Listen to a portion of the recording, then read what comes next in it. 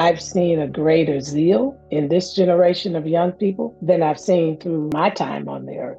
40% of voters in the next U.S. presidential election are projected to be millennials and Gen Zers. Bernice King, who has been a civil rights leader since she was a teenager, weighs in on how younger generations are continuing her father's work. I was a part of that generation, in the late 70s, and there was not a great concern about what's happening societally. I was speaking across the country, and I was just disturbed about the level of apathy and complacency on college campuses. But there's been a whole nother level of awakening and consciousness. Every time I go to speak now, that's where their thoughts are. They're thinking about, how do I change this world? They're asking questions in those regards. They're concerned about injustice and inequity. They're concerned about discrimination. They're concerned about the environment. I didn't hear that kind of stuff back then. They were not very engaged. So I'm excited about this generation, because I think this is the generation that's going to force us to shift, because they care. The movement my father led, those people were very spiritually grounded.